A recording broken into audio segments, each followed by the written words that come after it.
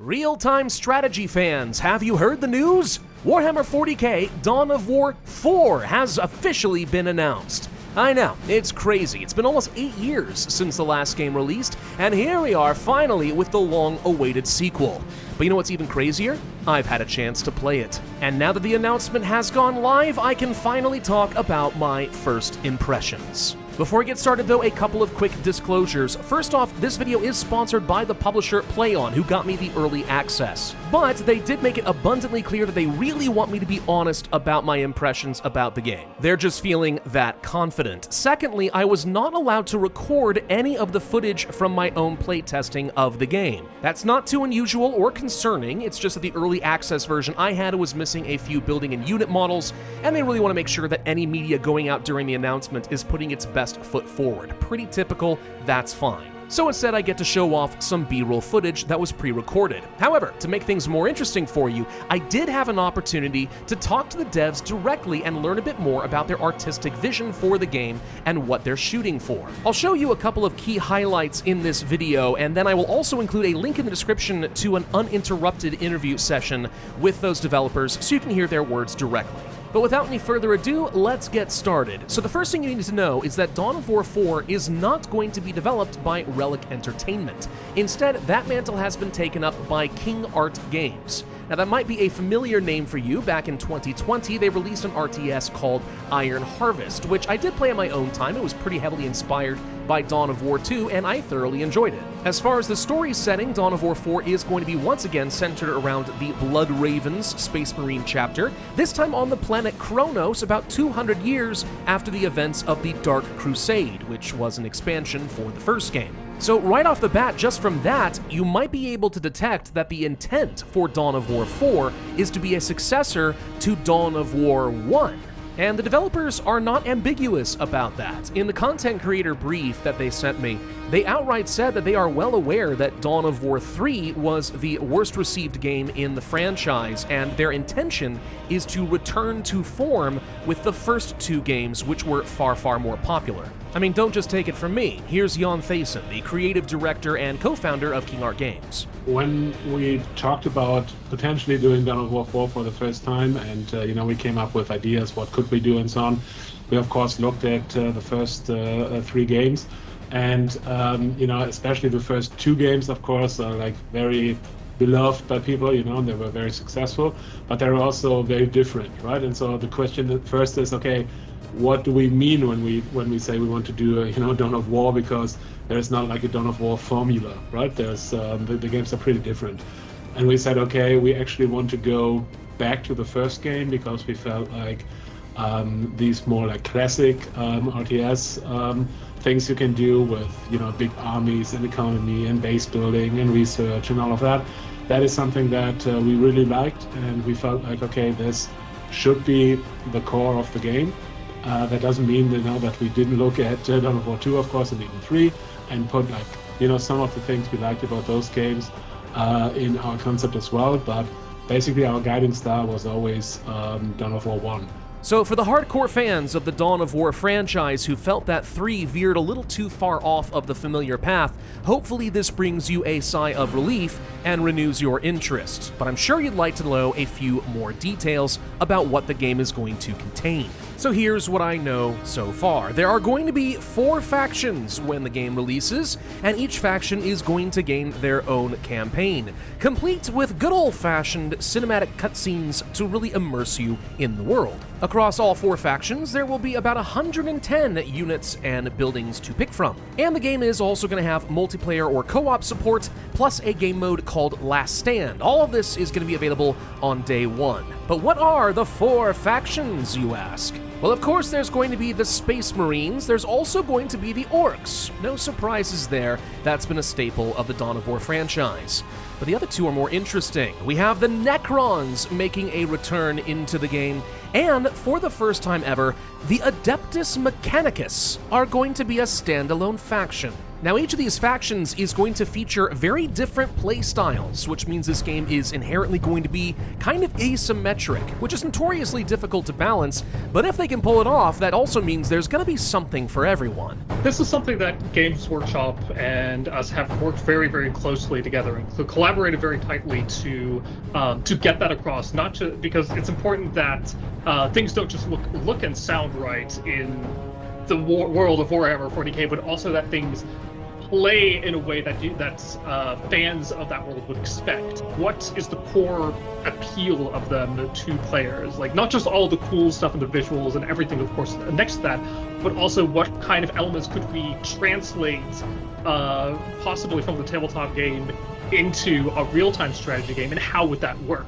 Now, the Space Marines are the faction that I got my hands on when I tried out a special demo, and they're pretty much the shock and awe faction that you would expect. The units are a bit more expensive and slow to train, you won't field as many of them, but the Space Marines have a lot of mobility, especially with the ability to reserve their units and redeploy them elsewhere on the map. They also don't require any builders in order to construct some buildings, including turrets and other defensive buildings, so if they can take an important requisition point and have enough time to entrench, then the Space Marines are very difficult to unseat. Likewise, the Orcs are very similar to how they have been in the past games. They expand rapidly across the map, and they overwhelm you with lots of cheap units. They were my primary opponent in the demo that I played, and they definitely felt like they were everywhere all at once. It was very easy to feel overwhelmed. Not to mention, all of their buildings are naturally defended, so even trying to take down their base comes with some casualties and risk. But they weren't my only opponent. The Necrons did make an unexpected appearance just when I thought that I had the Orcs on the run.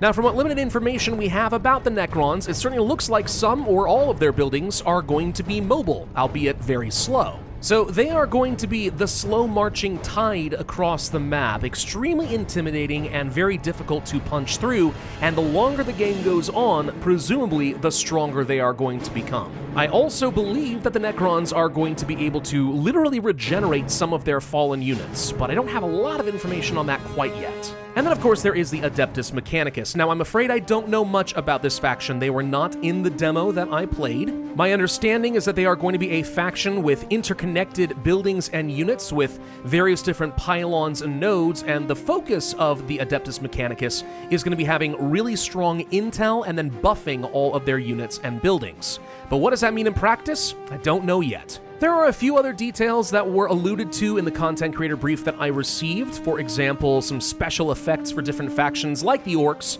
with their Wah ability, which apparently will make them stronger as time goes on.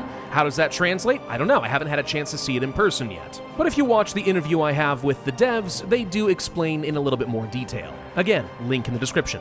Going back to what I do know, though, the maps do feel pretty familiar in terms of their gameplay from the past games. Requisition points and power nodes are making a comeback. These are control points. If you hold them, you will start passively generating resources that you can use to build your structures and train your units and research upgrades. As such, holding these resource points is obviously very, very important. Whoever controls the most is going to have a distinct advantage in the game. So a lot of the pacing is about gathering up an assault, pushing forward, grabbing a control point, and then defending what you do have until you are ready to go for the kill. It's a little bit slower paced than some of the modern RTS games you'll find on the market nowadays, but very much on par with the Dawn of War franchise, a bit more of a tug of war or King of the Hill playstyle.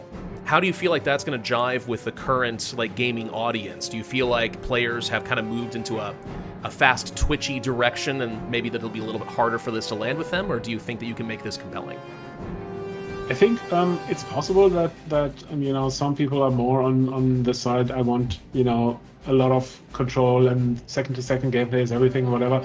But our feeling is, and this is also something that the survey we did for Iron Harvest told us, that many people who are really into that probably are more in the mobile world now, right? And I think the people who basically remained in the RTS world, most of them, it feels like I'm more on the side now. I want big battles. I want the economy and base building and turrets, and I want all of that stuff, and have time to basically slowly conquer the map, right? And slowly push forward and have this new little area, and then I protect this area and I make sure that the enemy can't take it back and so on, and then I put the next one. And it feels that, many people are more on that front. There are a few other details that I observed from my time playing the game. First off, let's acknowledge base building is back. You will be placing down individual training buildings. You can upgrade those buildings to get access to new and better units. You'll be able to research upgrades to make those units more impactful. Yeah, we're going back to the style of Dawn of War 1. Also, for at least the Space Marines, you will be able to reinforce your units in the field at the cost of requisition points. So suppose I have a unit that comprises of 5 ranged Space Marines and one of them falls in battle, I can spend some points in order to get a new one placed in the field after a little bit of time passes. The same thing would be true with my mechs or my tanks. I could spend some points, they'll stay immobile for a time, and then they'll reinforce their hull. But in the heat of battle, that's not always going to be practical, so they do have a retreat function built in for every unit. Hit a hotkey and they will automatically try to flee back to the nearest control point. Going into this demo, I did not expect to make use of that feature at all. I mean, why would I ever want to retreat when I could push the assault? But no, in order to sustain your advance and make sure you're not wasting resources or leaving yourself vulnerable, sometimes a tactical retreat is the smart play. The only problem I had with this feature is I do tend to group all of my units up under one quick hotkeyed group, so when some of them are retreating, but I'm trying to move everyone else forward, then I could get some confused orders. There might be a way to have a unit retreat and automatically remove itself from that group until it has reached its destination. I don't know, that's something I think the devs could work on. I also did find for the Space Marine units that you could customize their arsenal. So let's say I had some Space Marines with heavy bolters, but I wanted to swap them out for flamethrowers so they do more damage to infantry units. That is an option at the cost of some requisition points. I could also give some units, let's say, grenades or other special abilities. This is expensive because you're going to have to do this for each of your units individually, and also I did find this to be a little bit difficult to control. As far as I can tell, your units don't use their abilities automatically, or maybe they can, I didn't find the hotkey for it. So you'd have to micromanage their abilities individually, and again, that's a little difficult since I tend to play with one giant group. But if the developers can find a way to make this very streamlined, then that is going to be a way to invest in your individual units and make them very, very powerful. I do not know if this is a feature that will be unique to the Space Marines, same with the reinforcements or the retreat. It is possible that this is going to be an option for every faction, we'll just have to see. And finally, before I end out this first impression video, there's one more thing I want to draw to your attention. The developers understand that a big draw to the Dawn of War games is the spectacle, right? The grimdark Warhammer universe in its full gory display. So obviously there's a strong graphical focus in the game, making everything look realistic to the tabletop you're familiar with, and of course the cinematic cutscenes are hopefully going to be gorgeous, but it's going to go a bit deeper than that with things like character animations. So let's say instead of having your chainsword Marines run forward and use the same bland attack animation over and over again regardless of who they're fighting, instead there's going to be custom animations for every possible unit combination. So depending on which units are facing off on each other, they're going to use different animations to make it look like they're realistically fighting. So it's going to be a very cinematic game. Like I said, spectacle. That may seem like a trivial detail to some of you, but think about it, that is hundreds or even thousands of unique animations. I think that speaks very well to the developers' attention to detail. And if the developers are going to pour so much love into all those little micro details, if they can follow it up with a really good macro game, then I think we got something special here. And I think that actually summarizes my first impressions very, very well. After talking to the devs and playing the game for myself, I see and hear everything that I want to see and hear in order to feel excited about a sequel to the Dawn of War franchise. The question will be, can they follow through on what they are promising? Can they execute upon it? If they can deliver upon their promise for 4 outstanding campaigns that draw you into the 40K universe, if they can deliver enough maps on launch day, if they can figure out the delicate balance between the different factions so each of them are compelling but very different to play, well then the RTS community might just be in for a treat, and Dawn of War might be back, baby. It's an ambitious goal, but from what I've seen, there's a very good chance the developers are going to pull it off, and I'm going to be very excited to see more about Dawn of War 4 in the near future. So if I'm understanding correctly, it's really two main axes here. On one hand, you're trying to create a game that is accessible and intuitive and above all else, fun in its own right. but you also want to do enough justice to the source material that you can introduce players into a broader new world. Absolutely. Yeah, absolutely. Wonderful. Okay, Basically, that's what I like to you know, hear. I mean, we all, you know, there are a lot of Dawn of War hardcore fans in the company, you know, and some people, you know, it's their favorite game and they invested like hundreds of hours, right? And so for us, it's basically, this was great, how can we do this now, right? And if we manage to do that, you know, then it works as an entry point for new people, and it's a fun game, and all of that stuff comes automatically, you know, as long as we basically crack the code, what made the old game fun, and how can we translate that into the modern day.